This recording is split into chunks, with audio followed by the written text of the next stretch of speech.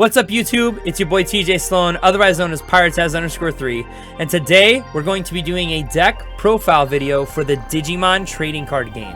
Specifically, I'm looking at the Three Musketeers deck that I had made a while back. This is originally a BT6 deck. However, I have found that this deck is still pretty formidable against a lot of opponents just because of what it can do. Okay, so this is a Three Musketeers deck, but with a black base, which makes it a little different, a little interesting, and I thought that I would share it as my first deck profile video that I've ever done. So, with no further ado, we'll jump right into it.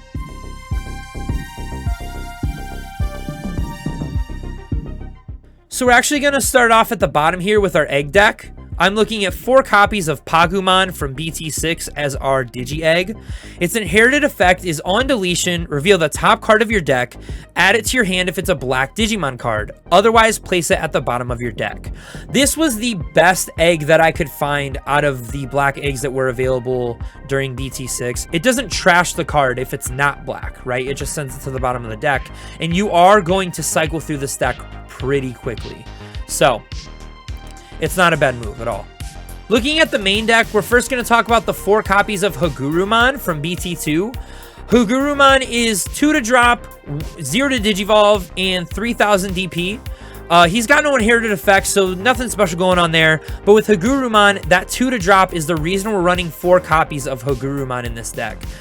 Because we can drop Hagurumon and then very quickly go up into a level 4, because most of our level 4s are only 1 cost to Digivolve. So as long as we're starting off with that 3 memory per turn, we're going to be able to go from Hagurumon into a level 4 within 1 turn. And that's what we need. We want speed in this deck, and we want to stop the opponent from making moves onto us. That's the goal of this deck, so we can get to our level 6s and then really start making money moves. Our next rookie is Toy Agumon from BT2.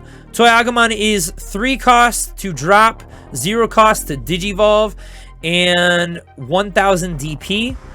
The reason we run Toy Agumon is for his inherited effect of Reboot. Toy Agumon with Reboot as an inherited effect is one of the best black cards you can run. So I run it in every black deck that I have, and it especially pairs well with 2 out of our 3 Three Musketeers. So having 4 copies of Toy Agumon is crucial to this Three Musketeers deck having a black base. Next, we have Chikurimon. This is our final level 3, so we're running 4 copies of Chikurimon as well. It is 3 cost to drop, 0 cost to Digivolve, and 1000 DP. Its card effect is, as a security effect, at the end of battle, trigger D-Digivolve 1 on one of your opponent's Digimon. So Chikurimon has saved me more times than I can keep track of, as being one of my cards in security. Someone comes in with their level 6, maybe even level 7 Digimon, and I just D-Digivolve it. And then they still have to continue the attack if they're going in with multiple security attack with whatever we just D-Digivolve their Digimon down to, right? So it's definitely the move to run 4 of these, because that's all the more chance that you're going to have them in your security. So Chikurimon, although it's not the most crucial card in the deck, can definitely stall your opponent a little bit longer so that we can get the ball rolling with what we need to in this deck. For our level 4s, our first level 4 is Tankmon from BT3. 6 cost to drop, 1 cost to Digivolve, and 6000 DP. Pretty strong for a level 4. Tankmon's got no inherited effects, or effects in general, but the fact that Tankmon costs 1 to Digivolve is what we're talking about.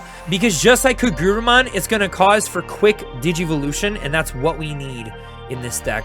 The next card in this deck, and something you're definitely going to want to run 4 copies of, is Deputymon. Deputymon is 5 cost to drop, 2 cost to Digivolve, and 4000 DP. Now, the reason we have Deputymon in this deck is because he is what gets us our 3 Musketeers and our cost 7 option cards. So he's pretty much what makes the deck happen, right? Until we get to our level 6s.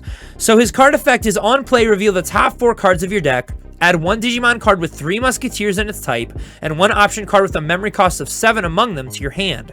Trash the remaining cards. And on your turn, this Digimon can Digivolve into a Digimon card with 3 Musketeers in its type from your hand for a memory cost of 6, ignoring its Digivolution requirements. So that's huge. Deputymon is basically the 4th Musketeer, if you will. He's the baby Musketeer. He is what gets you to the 3 Musketeers, so that way you can actually win game. One of the other good reasons for running Deputymon in this deck and it having a black base is that you don't always have to hard drop Deputymon for the cost of 5. Deputymon can Digivolve onto one of the black level 3s in the breeding area, and then you can move him up into the battle area once you're ready, and then he can still have his effect of Digivolving into a 3 Musketeer for only a cost of 6. Your Deputymon can Digivolve into one of your level 5s if you don't need him as his effect at that time. Next, I'm running 4 copies of Dark Tyrannomon from Starter Deck 5. He is a 6 cost to drop.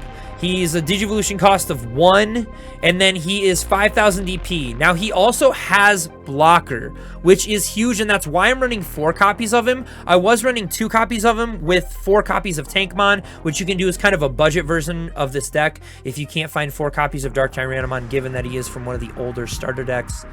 However, if you can run 4 copies of Dark Tyrannomon with Blocker, I highly recommend it, because the fact that he costs 1 to Digivolve into, and then he's got 5,000 EP is still going to stall your opponent quite a bit, so that way you can get into your level 5s and level 6s. Once again, stalling your opponent until you can get where you're in a comfortable position with this deck is kind of the point of the whole thing, and that's why running 4 of those blockers is super crucial.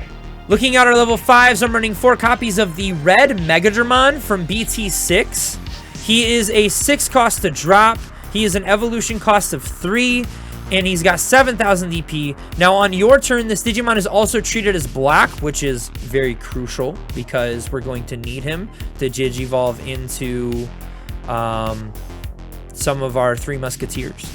But then also, with Megadramon, he can Digivolve off of black level 4s. He can Digivolve off any of the level 4s we have in this deck very comfortably, which is really nice, because then his inherited effect is on your turn, this Digimon gets plus 2,000 DP, which is going to be very, very important when we get to Magna Kidmon, and helpful at least when we get into Gundramon. Gundramon that has a Megadramon and a Toy Agumon under him is a beefcake. Okay, we're going to move on to Rebellymon, who I'm running 3 copies of. He is from BT6 as well.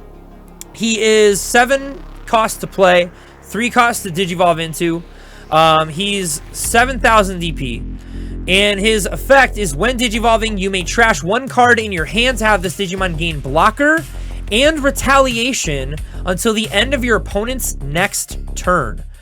On all turns, this Digimon is also treated as black. So once again, we can Digivolve this Rebellymon into our Gundramon very comfortably. Rebellymon is almost a card that I take over Megadramon until I can actually hit the gas. Rebellymon, once again, is that stall tactic.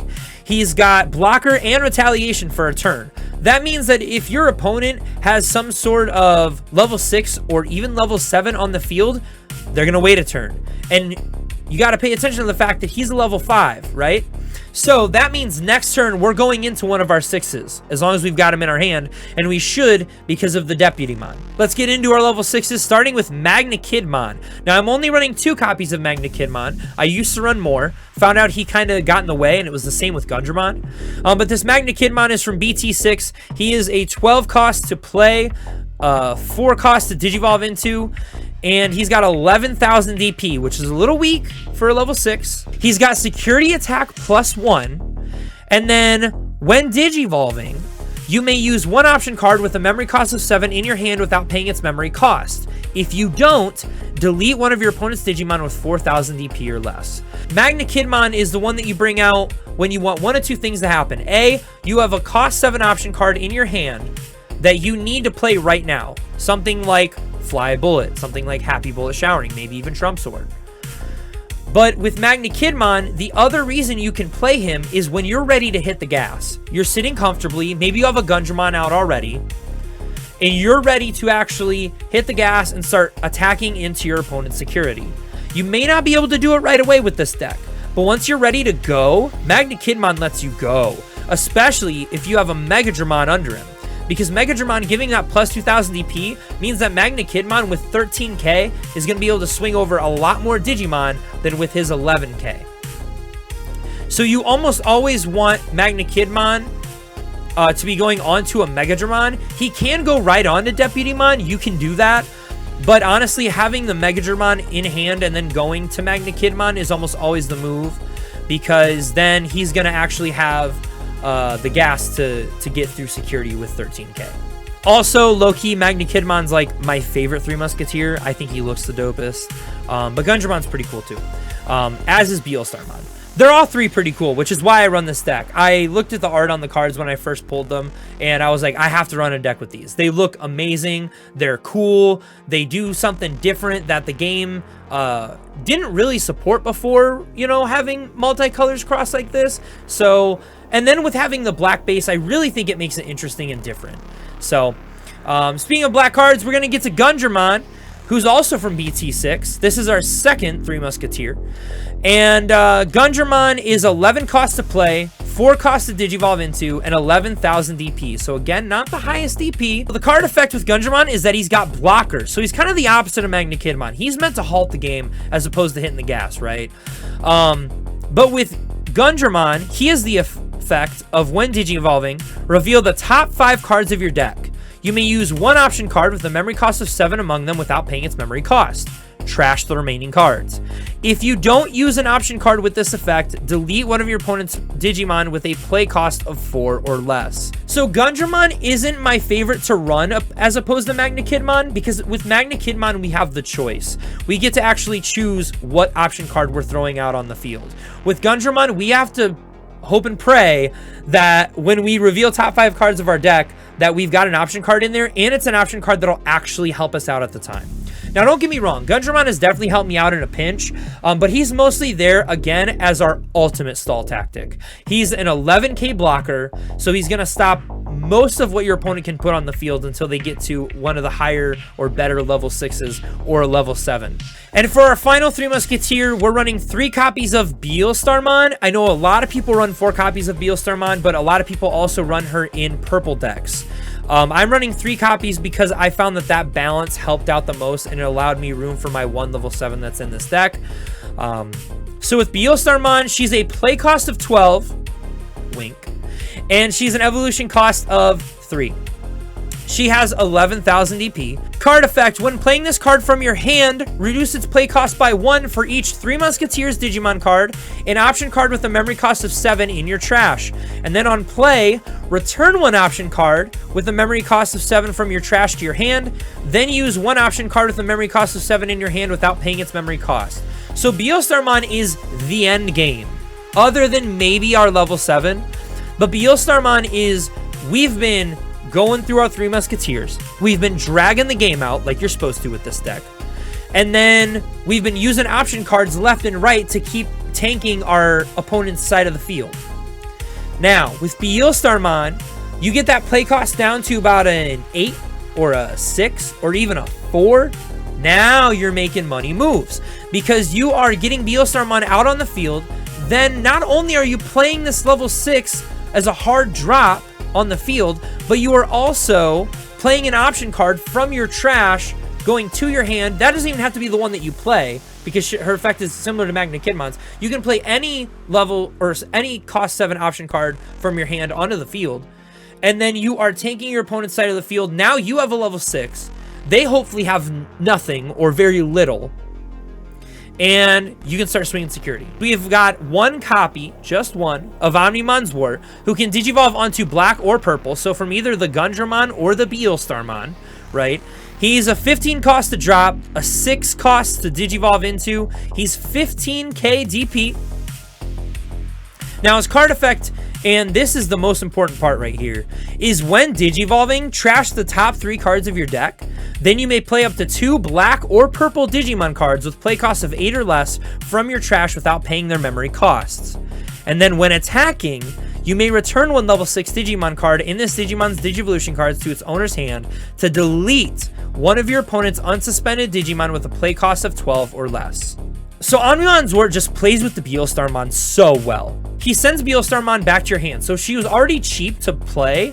He's sending Beostarmon back to your hand. And then when you play Beostarmon again the next turn, not only did you just delete a Digimon by attacking with Omnimon Zwart the turn before, but then you get to get Beostarmon back out and hit him with another cost 7 option card. Just tanking your opponent's side of the field and then hitting their security with everything you've got, right? You may even almost rookie rush it a little bit. I found that I've done that a couple times where I've actually used a lot of my rookies or level 4s or even level 5s to finish out the game once I get my Beostarmon out. Once Omnimon Zwart hits the field, you can really start going ham on your opponent. Now, next I'm running just one Trump Sword.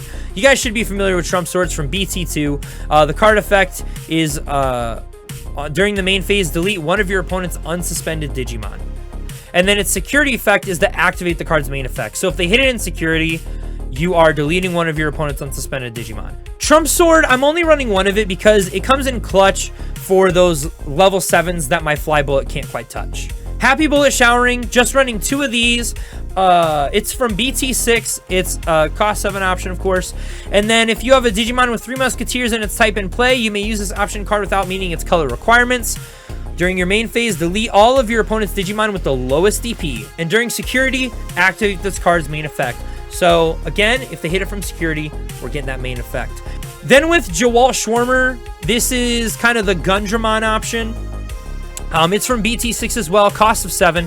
If you have a Digimon with 3 Musketeers and its type in play, you may use this option card without meeting its color requirements. And then during your main phase, delete all Digimon with play cost of 7 or less. So someone's trying to come at you with a Rookie Rush, even Champion or Ultimates. Some Ultimates at that point are going to get caught under it as well. Play cost of 7 or less, gone, wiped. You probably don't want to do this if you're setting up for a little bit of a rush yourself, but that's why I just run one Jawal Schwarmer, is because it definitely comes in handy here and there. Then 4 copies of Fly Bullet. This is the main bread and butter option card that we've got. It's from BT6, 7 cost option. And if you have a Digimon with 3 Musketeers and its type in play, of course, you can use it without meeting color requirements. And then delete one of your opponent's level 6 or lower Digimon. Doesn't have to be unsuspended. Doesn't have to be suspended. You can just delete it. Gonzo. And then what's great about Fly Bullet is that it activates out of security.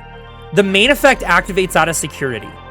So you can just tank their level 6 that was coming in with a, 3, 4, 5 security attack. They hit 1 Fly Bullet, done, they're gone. I love Fly Bullet. Fly Bullet, you have to run 4 of. You do not have an option, but you do have an option. It's Fly Bullet. For Tamers, I'm running 3 copies of Matashita from BT2. He's 4 cost to drop, and then his effect is at the start of your turn. If you have 2 memory or less, set your memory to 3. So he's going to be our memory set Tamer, and that's why I run 3 of them, just to make sure that I'm not getting memory choked throughout the game. And then on play, return 1 purple Digimon card or purple option card from your trash to your hand. We can always get back our Fly Bullet, our Trump Sword, our Beostarmon, even a Rebellymon if we're really in the need of him. So Matashita can once again be used to cycle that Beostarmon out on the field if she gets deleted for whatever reason. Finally, and our last Tamer here, I'm running Izzy Azumi and Joe Kido from BT6. They're 4 cost to drop as well. Now at the start of your turn, if your opponent has 2 or more Digimon in play, gain 2 memory.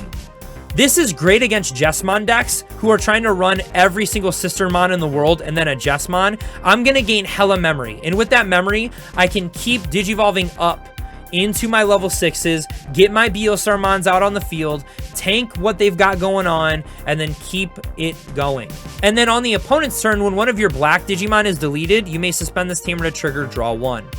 And they play out of security as well. I found that running 2 copies of Izzy and Joe is just fine because they're not the most crucial card in the deck by any means, but being able to gain some memory off what your opponent is doing and kind of put a stress on them that they don't want to have more than 1 Digimon on their side of the field means that our Fly Bullet is going to be even that more effective because we'll just Fly Bullet the level 6 or lower that they've got going on over there, and then they have to either come out of their raising area to get things done, or we can get aggressive at that point because we've wiped their field. So Izzy and Joe kind of puts a choke on him a little bit, and I think it's one of those other reasons that having a black base in this deck is kind of the move, I think. The black version of Three Musketeers is getting slept on. I think it can probably be updated now that we're into BT8 and even EX2 at this point. But I'd love to see what you guys think about this deck, or hear if you have any suggestions on how to make it better now that a couple more sets have come out. So let me know what you think in the comments below. If you liked this video or it helped you out in some way, have ideas on how you can make an even better Three Musketeers deck, please hit the like button on this video, because it's going to help me out a lot and it lets me know that you guys enjoy this new style of video that I'm trying out. Thank you guys for watching this video. Be sure to subscribe so that we can check out more Pyro content. Again, my name is TJ Sloan, otherwise known as Pyrotez_3. Thank you guys for watching. I'll catch you in the next one, and until then, keep it saucy.